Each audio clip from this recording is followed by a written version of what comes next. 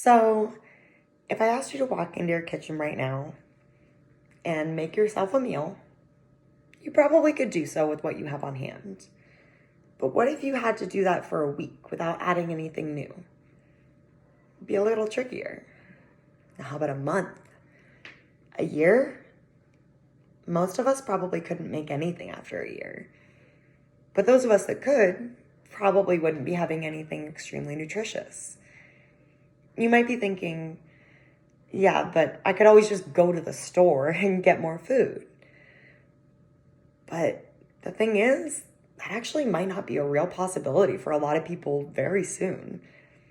The US is experiencing food shortages like never before, and the cost of food as a result is going up. So if we can't count on the grocery stores to provide us with food, what do? The solution is simple. We need to stop spending and wasting money on, grass lawns, and we need to invest in edible landscaping. You might be thinking this isn't for you, but I'm going to show you why this is for you. This is for everyone. And it's the way of the future. So in the US, our average food cost typically goes up about 2% each year. The thing is, between 2021 and 2022, the food costs went up 11% instead of that 2%. It's a huge increase.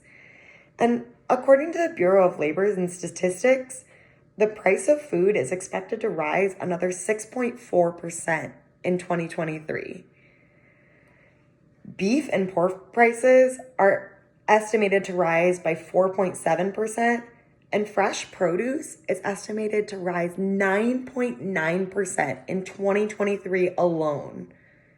For a lot of people, that means that fresh foods, fresh meats, fresh vegetables, all of these things are going to be out of reach. So how are we supposed to survive with that being the case? Well, the solution is edible landscaping. It's been done before. Back in times of war, there was something called Victory Gardens, and it used to be a government program. They used to send out brochures and tutorials. They hosted community events, letting people know how to grow local native produce in their own yards. And it actually not only sustained the citizens that were left behind who couldn't afford food, but it also ended up making a surplus of food, so they were able to feed the military as well. This isn't the only case of edible landscaping working its brilliant magic. There's been cases, the Gary Allen Corner Center, it's a youth center. And what they did, they didn't have anywhere. They didn't have a lawn, a yard, or a space to do anything in. So instead, their solution was to use the roof. They added 2 feet of dirt to the top of the roof. And then they hosted classes. They had people pay to come and take classes to learn how to grow things.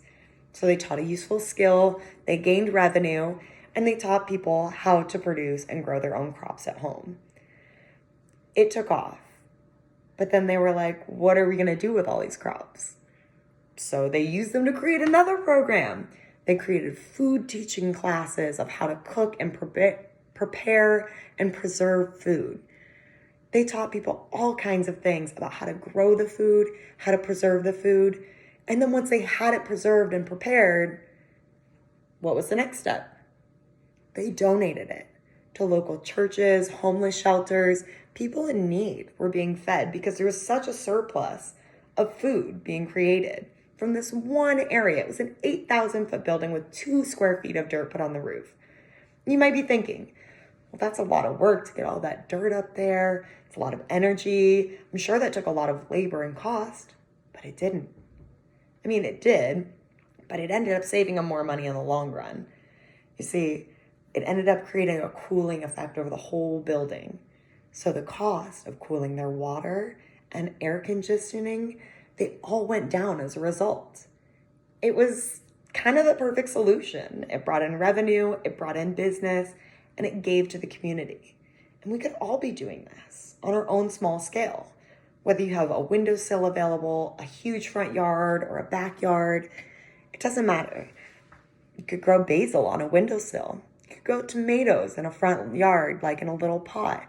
In your backyard, you could grow vining things like watermelons or cucumbers. And just imagine your neighbors doing this too. Can you imagine if you said to your neighbor, my orange tree, it's just producing too many oranges. I wanted to give you some, but I noticed your broccoli's in season. Do you think I could trade you some broccoli for some oranges?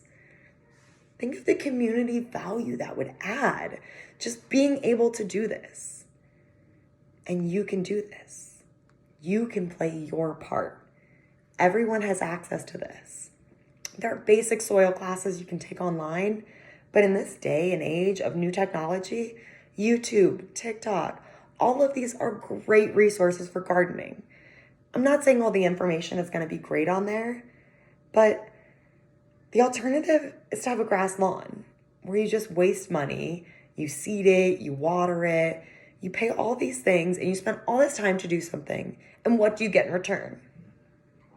Maybe something pretty to look at, but edible landscaping can offer you the same thing. And it would offer you so much that you would potentially have a surplus and be able to offer it to other people. Now let's go back to that beginning. Imagine that situation where you have to survive on the ingredients you have on hand for a year. Imagine if you had your own garden and your neighbors had one too. And they're willing to trade you and do things like that with you. You're probably going to be able to make yourself a pretty fresh and nutritious meal, regardless of when the last time you went to the grocery store is. Why are we wasting all of our space on this when we could be utilizing it? We could be benefiting. The possibilities are endless. You need to start now. Start on whatever scale you have available. And if you truly feel like there is nothing available to you, reach out to your community centers. Pitch this idea to them to create their own edible landscaping. We don't need any more grass lawns. They're not native. They're hard to do. They're hard to keep up with, and they don't provide us any resources.